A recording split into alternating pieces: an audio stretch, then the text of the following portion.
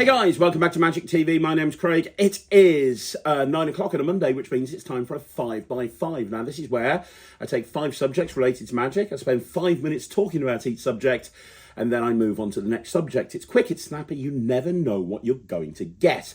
Except today you are, because I'm going to be doing another performer spotlight special. This is where I take a particular performer and I show you 5 clips of that performer performing. Then when I've shown you the 5 clips, I talk about each one and what we can kind of learn from watching that performance. And today, I'm going to be talking about one of the greatest card magicians of all time, one of the most entertaining comedy magicians you will ever meet. I am, of course, talking about Bill Malone, or Bill Malone. I love Bill Malone. Quick story, by the way.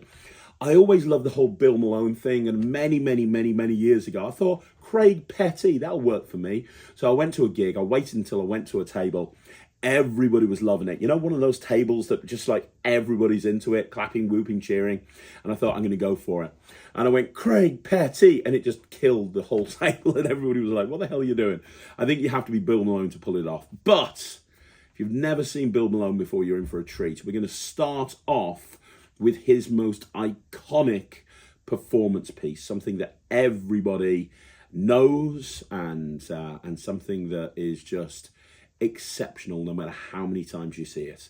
Sam the Bellhop. Let's have a look at this. Okay, let's try. How about a story? Do you like stories? Yeah. Everyone say yes. Everyone say yes. Yeah. Okay, good crowd. Can everyone see all the cards? Just say yes. Yeah. It really is. It's a regular deck of cards. What I'm going to do is I'm going to start off by telling all of you a little story about a guy named Sam the Bellhop who used to own his own little restaurant right down the street from the 654 Club. You ever been at a 654 Club? 654 Club, no. You don't go out that much.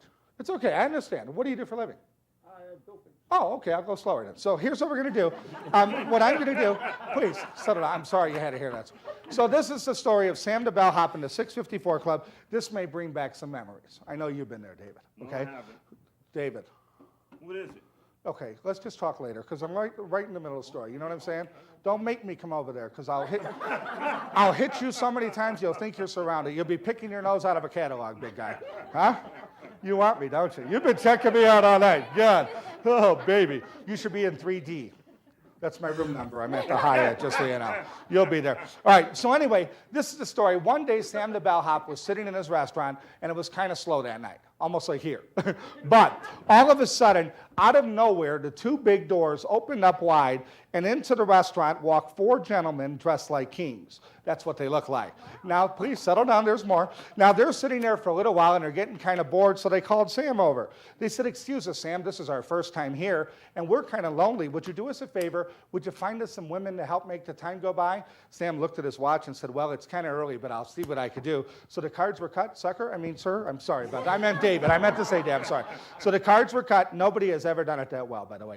Okay. So the cards were cut. Sam took a little walk. He walked down 1, 2, 3 blocks, said the best we could do is a couple brunettes and a couple of redheads. They said, Sam, they're beautiful. Where'd you get them? He said, oh, the 654 Club, right down the block. They said, Sam, you're a heck of a guy. Here's a $2 tip for you, Sam, a $2 tip. So now they're sitting there with the girls, if you know what I mean, and I think you do, sir. All of a sudden, they get kind of bored and they feel like having a game of cards. The only trouble is they don't have enough card players. They said, Sam, would you do us a favor? Would you find us some card players? Sam looked at his watch and said, well, it's still kind of early, but I'll see what I could do. So the cards were cut once more. Would you cut them? I like when you do it.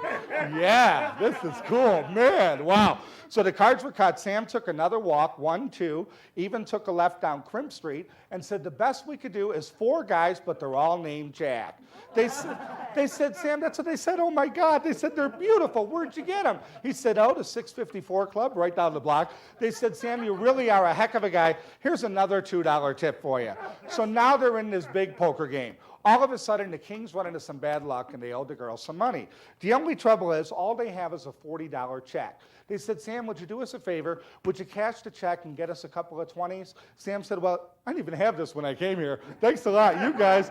Sam said, well, it's still early, but I'll see what I could do. So the cards were cut once more. Would you cut the cards? Thank you very much. Okay, so what happened was, Sam, what? What? I'm sorry. That was, I don't know why, I don't know what came up. I'm sorry. I don't know why I tried to do that. Sometimes, you're in the middle of the show, you're not thinking, and you just don't, you know what I'm saying? What? Come on, you guys, you're my people. Don't turn on me now. Go on. I'm so sorry, sir. God, thanks a lot. I like when you did it. Well, you can put it back. Just hold the brake there a little bit. Oh, no, never mind. Just, do whatever you want, pretty much. All right. So the cards were cut again. Sam took another walk. 1, 2, 3 blocks, said, we're all out of 20s. We had to give you 4 10s. They said, well, Sam, that's great. Here's another $2 tip for you. So now they're really starting to like this guy, Sam. They said, you know what, Sam, this is our first time here, but we're coming here again. You really are a nice guy. You remind us of that magician, Bill Malone. He says, oh, thank you. Nobody's that nice, for crying out loud. They said, Sam, you're kind of a young guy. He said, kind of. They said, we guess your age to be what, about 38? He says, you're close. I'm 39. They said, do you live here at the club? He says, oh, no. I live in a classy part of town. I live in Lake Tahoe. It's a joke. They said, Sam, what's your address? He says, I live at 1329 West 8th Street. They said, do you gamble? He says, every day at the 654 Club, right down the block. They said, do you ever see any good poker hands? They said, you wouldn't believe it. The other day, this guy, Louis Falanga himself, came by, had 3 7s and a pair of 8s. They said, wow, that's a full house. Did he win? They said, no, this other guy, David, he was there. He had 3 aces and a pair of 9s. They said, did he win? They said, no, Bill Malone, the magician, he had a straight flush. And that's the story of Sam the Bellhop.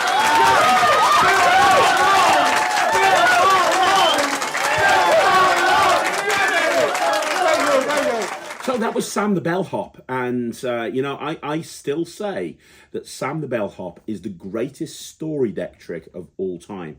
I remember many years ago, I'd never seen Bill Malone before, and I was told about this Sam the Bellhop routine, and I said, hey, just dealing through a deck of cards and producing cards as you're telling a story, that sounds pretty dull, that sounds pretty boring.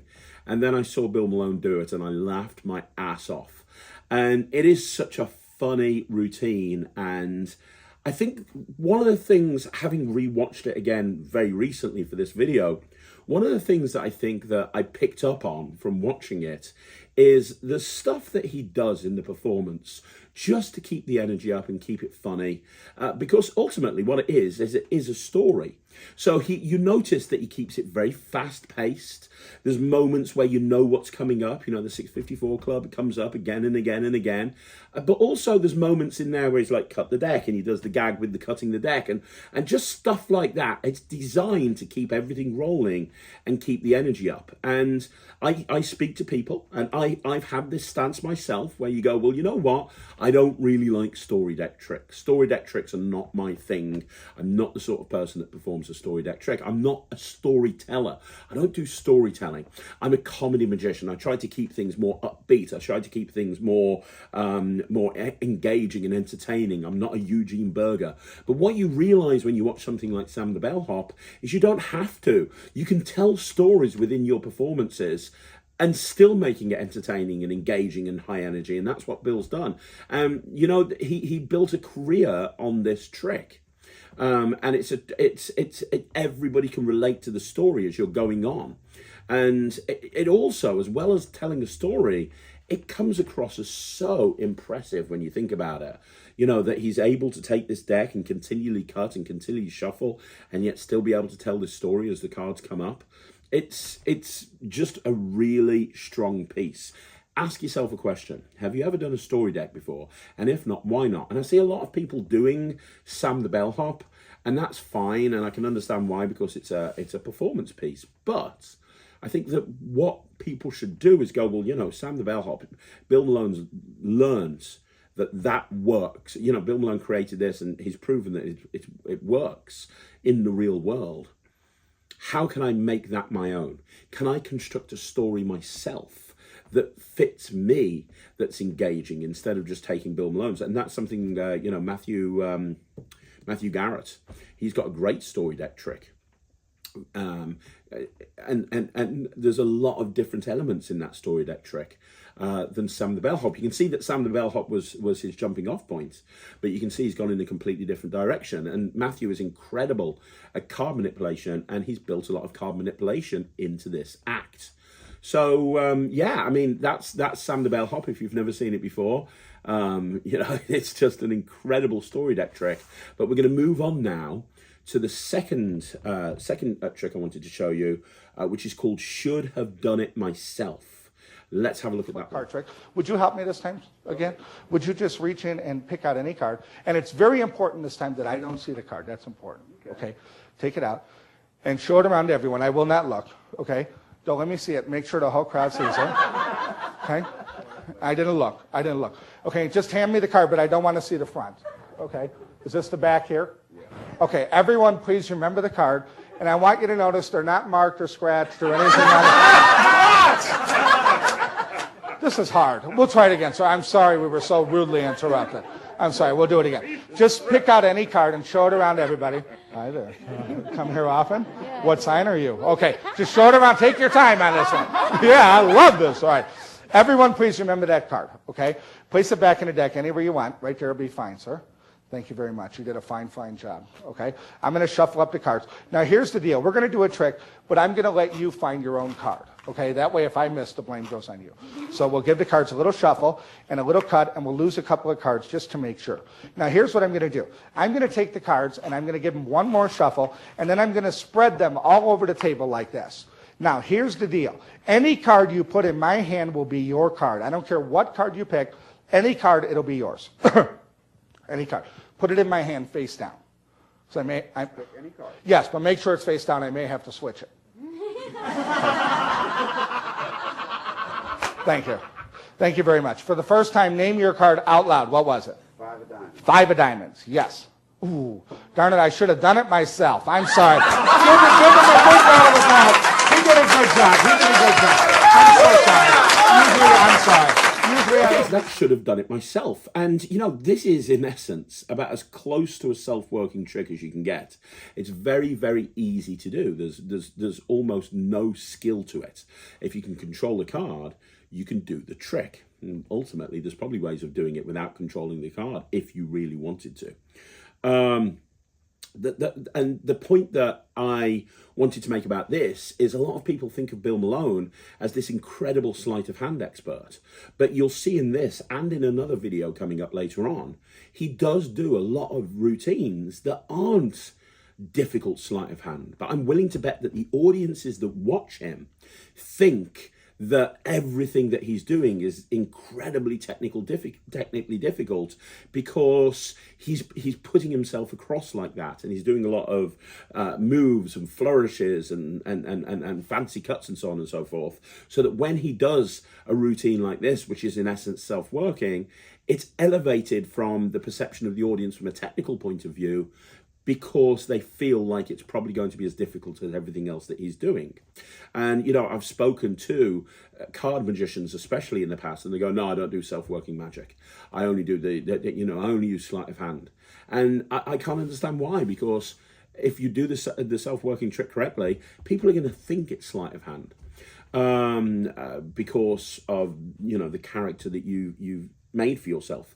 The other thing is, once again, and you'll see this over and over again in Bill's performances, it's very entertaining, it's very engaging. You know, a lot of people say you can't just do card magic and nothing else. Well, I'd say probably 85 to 90% of what Bill Malone does is card magic, and it is entertaining and it's engaging because he makes it funny, he makes it interesting. And he has moments like this where the card just appears, and you know he doesn't do a lot of the stuff that you'd expect a magician to do.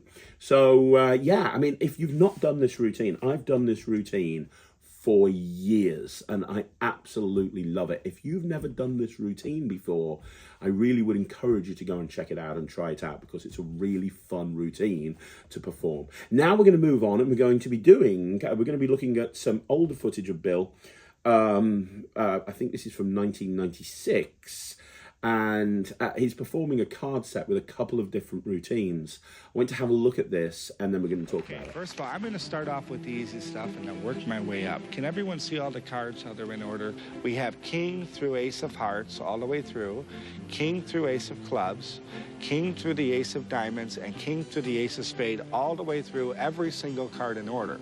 Now, whenever you watch a magician perform, it's very important that the magician shuffles the cards, because if the cards are are in that order, ace through king, all the way through, it's very easy for the person to cheat, because if you picked a card, he could just see which one's missing. So again, just so you don't forget, remember the order is king through ace of hearts, king through ace of clubs, king through ace of diamonds, king through, thank you. I'm not having too much luck. So would you do me a favor, Davis? Would you shuffle them, please? Just mix them up real good. Now, I'm a little bit nervous tonight because I'm usually not even allowed in a casino. I'm just going to calm my nerves just a little. Okay, thank you. I feel a lot better now. Now, most people think that magicians have to use a full deck in order to fool you. So tonight, I'm going to break it down. I'm going to just use 20 cards. I'm going to give you 20 cards. Shuffle them up, please. Shuffle them up. While he's doing that, sweetheart, would you cut the cards, please? I'm sorry, I was talking to him. Sorry, go ahead. Shuffle, shuffle, good. Okay, now, what I'd like you to do is count 10 cards into my hand out loud, one at a time. Everybody count with them, come on. 1, 2, 3, 4, 5, 6. Pretend you're at a party. 8, 9, 10. Thank you very much. Didn't he do a good job? Very, very good. No, he's good. Do me a favor. Coco, would you sit on those? Sit on them. Ah, sit on it. I asked you first. Okay, I'm sorry. Count those. There should be 10 left. Count them out loud, one at a time. Everybody count with it. Come on. 2, 3, 4, 5, 6. That's good, Tanya. 7, 8, 9, 10. Thank you. Give Davis a big round of applause. Didn't he do a good job? Thank you very much. And what is your name, please? Karen. That's my middle name. Karen, this is great. You sit on the other 10, okay? Make sure they're all the way in the middle. You do it like you've done it before, too. That's very good. Okay, may I have the rest, please? Thank you, sir. Okay, Davis, we're going to let you take out any one of these cards, okay? But let me explain what's going to happen. Whatever number that he picks, that many of Coco's cards will disappear. If he, yes, I'm sure. I work here. Okay. Not only will they disappear from you, but they'll go under you, if you know what I mean, and I think you do. Okay, Karen? Okay, Davis, are you ready, sir? Yes. As I go like this, whenever you want, say stop. Stop. Right there? Right. That's a 3. Is that okay? Yes. Are you sure? You can change it if you like. No. Oh, okay. So I have to make 3 of her cards disappear and go under Karen. Karen, get ready to receive. Hold still, Coco. 1, 2, one more. Push. Good. Very good. Take out your 10 cards. Count them out loud. Quick. Okay. Everybody count with her. Come on. 1, 2, 3, 4, 5, 6, 7. That's good. With gloves on. Great. Go ahead, Karen. Out loud. Okay. 1, 2, 3, 4, 5, 6, 7, 8, 9, 10, 11, 12, 13. Give them all 3 a big round of applause.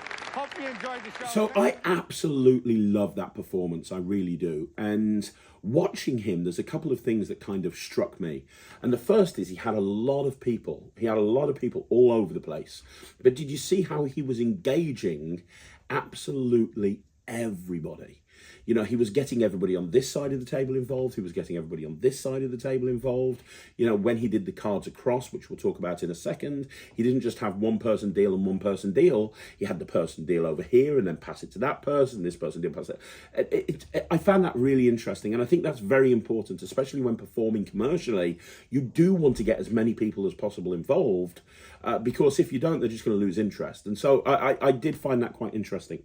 The other thing is the opening routine. You know, I've talked in the past about how openers need to be quick and visual and establish credibility and so on and so forth.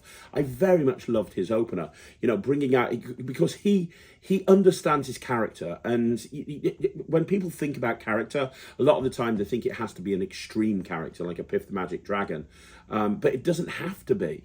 A lot of the time it can just be, well, understanding my character as this card expert that's very funny and, you know, blah, blah, blah, and so on and so forth. And that establishes his character right at the very beginning. He brings out a deck of cards, he shows her in new deck order, he talks about the various different shuffles and cuts, and he shows her in new deck order again. I thought that was great. I've seen people do that before, but I thought that established his character, and it was a very quick opening introductory thing that was just really good. And I think if you're doing card magic with a regular deck of cards, that's one of the best intros to card magic that I've ever seen. And then you move into the cards across. there's millions of different ways to do cards across, and there's always pros and cons with each method. There's pros and cons with each version of cards across I've ever seen. This is probably, I think it was Bill. I don't know if it's Bill who created it. It probably is. But Bill was the first person that I saw have somebody pick a card to represent how many cards were going to jump from one pile to the other. And honestly, I've been using that for probably about 15 years now. And it's a game changer as far as I'm concerned when it comes to cards across. Because now it makes the whole thing interactive. It's like they're deciding how many cards are going to go. And I learned that from Bill Malone many, many years ago. And like I said, I don't know if it's his or not, but every time I do cards across now, unless I'm doing like a thought of cards across and it's just one card, but generally every time I do cards across, that is the way I'm going to do it. I'm going to have that person have that card go from one, have the person select the card to decide how many cards go across.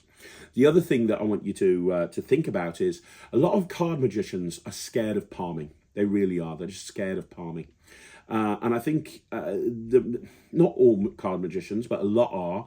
I think if you've got a background in coin magic, you don't get scared of palming, because coin magic is 99% palming. But you watch Bill do the cards across, and he's obviously palming the cards. That's the technique he's using. And you can just not see anything. But not only that, you don't even suspect anything, because his demeanor, the way he stands, there's no magician's guilt there at all. He's not guilty about holding things out. He's not like leaning in or trying to hide anything. Nobody is going to suspect or even detect that any cards are being held out. There's a lot to learn from this performance. It's why I wanted to include it on this 5x5, because Bill Malone is just perfect as far as I'm concerned. The next performance we're going to be looking at is a more recent performance. And it's taken from the P3 Theatre. It's part of Bill Malone's Penguin Live from Penguin Magic. And I absolutely love this performance. Now, I believe that Bill was ill during the filming of his Penguin Live, and he still went and did the thing, which was amazing. And if there's a slight lack of energy, I think that's the reason. But this is a really great performance. Let's have a look at it. Let me show you guys a trick. Would you like to see a trick? Let me show you a little trick. Okay, thank you. 2 people. Okay. And there was a few at home, I guess, that applauded too, and probably woke up the neighbors. But, I've been thinking about this lecture for a long time, and I talked it over with my wife, and I said, what can I do for these guys at Penguin Magic? They must know every trick in existence. And so my wife said, well, what do you want to do? I said, well, I like to start where somebody just thinks of a card. Let's say it's a 2 of spade, and I'm able to find that card. She says, can you do that? I said, no. She said, so it's probably not a good way to start that. She said, those guys are much better than that. I said, come on, they're penguins, honey. So anyway, so I thought, well, maybe if I didn't do that, maybe instead of maybe they could pick a card, and instead of finding the card, I could just throw out the mate to that card. I said that they'd probably applaud for that. No, she said, no, they won't. She says, maybe a couple in the front that feel sorry for you, yeah. She said, it's got to be something cool. Remember, Bill, when you talked about something visual? That's the way to go. So I said, okay, honey, maybe if I took the 2 black 2s, and maybe if I just rubbed them and changed them into 2 red 2s. I said, maybe that would get it. No. My wife said, no, Bill. She said, they're still just, they're the people from Penguin. You got to be better than that. They know a lot of stuff. I said, okay, so let me just start over. So here's what I came up with. And anyway, I hope you enjoy it. What I would do is I'd start off by producing a black 2 for no reason whatsoever. Then I would just cut the card, show them a real cool way to produce another 2. Then I said, I know, I will show them a trick with those 2 cards. So I would take the 2 cards, and I would show them like this, the 2 of clubs and the 2 of spade. Then I would ask the question, if I put the 2 of spade, sir, which one's on top? Unbelievable, that's right. But look if I just rub that 2 on the bottom, that 2 changes into a red 2, the 2 of hearts. And if I take the top 2, the 2 of clubs, and I give it a stroke, if you know what I mean, and I think you do, that changes to another red 2, the 2 of diamonds. Now to get the black 2s out of the deck, all I do is this, and better yet, I'll just rub these. These will turn black. That'll get them. That would be something they'd really, really like. But no. Stop it. I figured, all this is really good, but it's kind of going nowhere. So what would you really do? And then I said, okay, I got an idea. What I'll do is I'll take the 2 of hearts, and what do you guys think would happen if I ripped that card in half? I'd put it back together. That's usually the answer. But this time I'll show you. It's the same thing if I took a black 2 like this and I ripped it, I drop it. No, so it's all part of the act. Hold on. I'll get it. Ooh, what is that? Oh, okay, all right. Anyway, I would get aces, and then I'd take the other 2 and rip those, and I'd get aces, and maybe they would enjoy that. Thank you. Okay, so that's the Penguin Live, and that's basically a little act in its own right. And again, there's so much to learn from this. The first thing is the way that he adapted this performance to the fact that he was in front of magicians at Penguin Magic. The fact that he was saying, hey, I'm really excited to be here at Penguin Magic, and I was speaking to my wife about what I should do, and I thought, well, I'm going to get them to name a card, and name a 2, and make a 2 appear. That's not good enough for Penguin Magic. Just the fact that he was incorporating where he was and the audience that he was performing in front of in his performance, I thought that was exceptional. And I don't do that as much as I should. And just watching that made me think, well, why don't I do that? I really should. It's very easy to adapt what you do to the audience in front of you. And I thought that was exceptional. Also, when you're performing in the real world, sometimes you don't have much time with each group. And you have to, rather than doing one routine that involves one magical moment at the end, I think it's always best to have multiple magical moments, because from the audience's point of view, if they see something like an ambitious card, they don't look at it as one trick. If the card came to the top of the deck 7 times, they look at it as 7 tricks. So, that's one of the reasons that I love multi-phase routines as much as I do. This is a perfect example of that, because there is so much happening. You've got the 2s appearing, you've got the cards changing into the red 2s, then you've got them changing back, then you've got the production of the 2s, and then you've got the 2s changing again, and then the 8. Just so much going on. You're kind of beating people up with magic. It's just incredible. And then the other thing you notice is at one point he dropped the card, and he made a little gag about it, and that just comes from experience. There's no substitute for flight time. There's no substitute from experience. And one of the things that you learn the more you perform is you learn little lines and little things that you can say if something happens. If you drop a card, the first time you drop a card, you're probably just going to pick it up and look sheepish. But if you do it enough times, you're going to have a little line for that. You're going to have something to cover that, and you can just tell how experienced Bill is as a performer when you see things like that, and you realize that he's not very well, but he's still doing this, and he's doing it incredibly. And he's got all the little lines and everything. I just love this as a performance. I thought it was great. So we're going to go into one last video now, and this is Bill doing the 3-card. We're going to start. We're going to have a good time, whether you like it or not. So let's start. Would anyone like anything before we start? Potato chips, anything? We got everything outside. Here's what we're going to do. We're going to start off. Sir, if you're going to laugh, move around, make it look like a whole crowd of people in here, please. Thank you. Now, we're going to start off with a little game, and this is a fun game. It's called 3-Card Monte. Have any of you ever heard of 3-Card Monte? Yeah. Oh, you have? Okay, but you're going to like this anyway, okay? Even if you know how it's done, it's a fun game, and we're going to let you, sir, David, right? We're going to let you, sir, be the spokesperson for the whole group. So everything depends on you.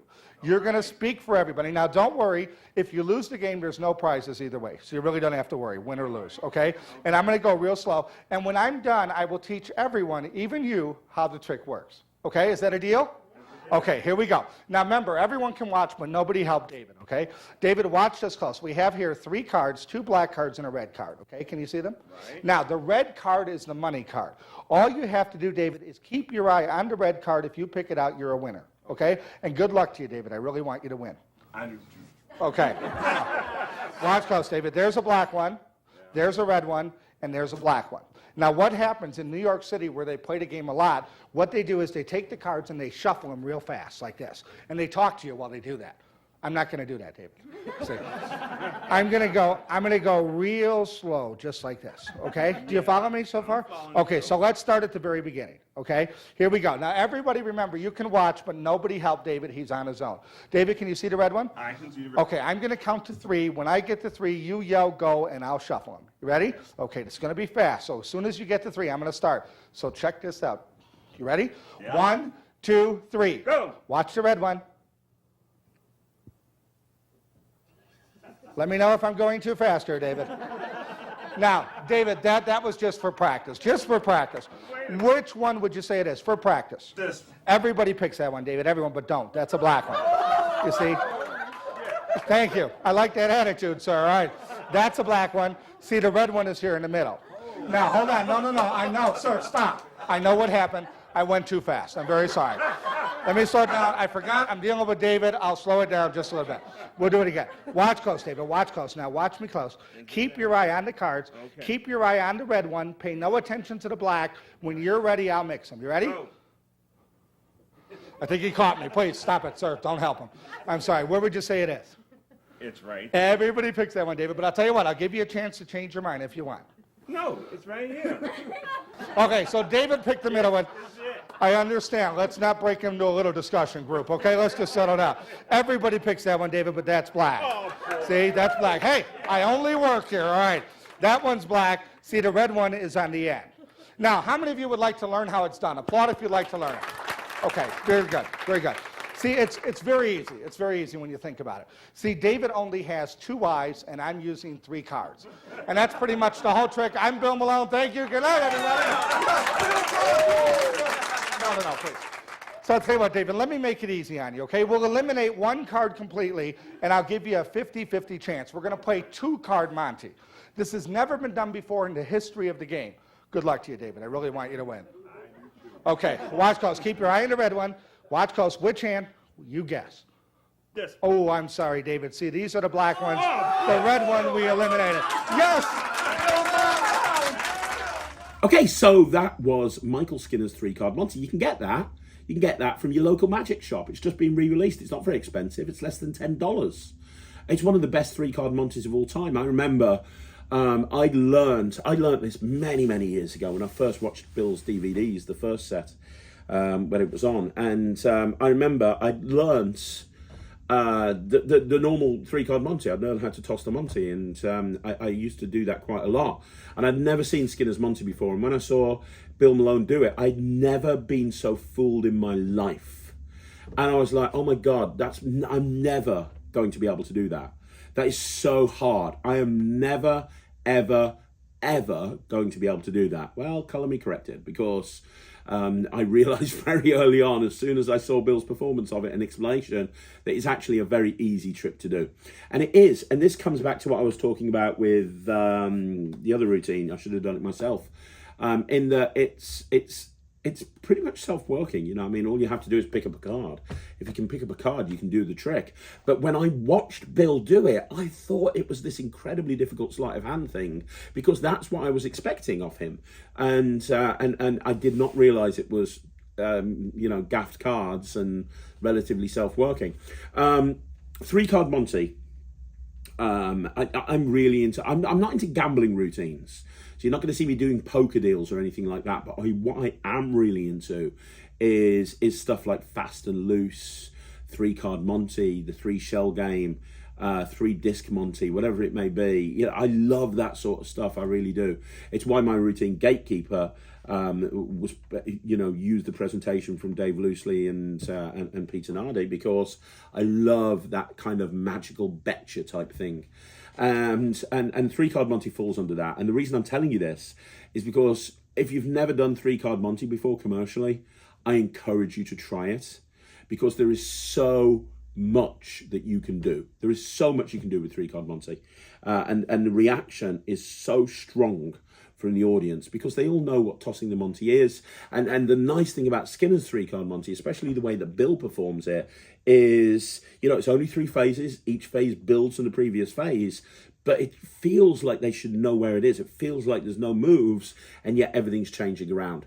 So go and get yourself if you've learned one thing from watching this particular video, it's go and get yourself a Skinner 3-card Monte. It is one of the greatest tricks of all time. So there you go, that's another video in the bag. Look, do me a favor. You want to go check out some of Bill Malone's stuff. Bill Malone is an absolute legend. And you can watch his Penguin live. You can stream that immediately. He's got multiple L&L DVD sets. You can go check out those. A lot of them are available on download. I believe he's done stuff in the past with Vanishing Ink. Go and check out all of his material. Bill Malone is one of the best workers, comedy magicians on the planet, and you owe it to yourself to study his material. And he's one of the reasons that I gravitated towards the style of magic that I now do. Anyway, do me a favour, let me know what you think in the comments down below. Let me know what you think of this format of 5x5s, and if there's a performer you want to see me do it on in the future, please let me know. You want to see more videos like this, like the video, subscribe to the channel, leave a comment down below. I'm going to be back again tomorrow, but don't forget, you can join the Netrix by going to www.thenetrix.com. That's www.thenetrix.com. Go and check it out and see what all the fuss is about. But once again, thank you very much. I'll see you again soon. My name's Craig from Magic TV.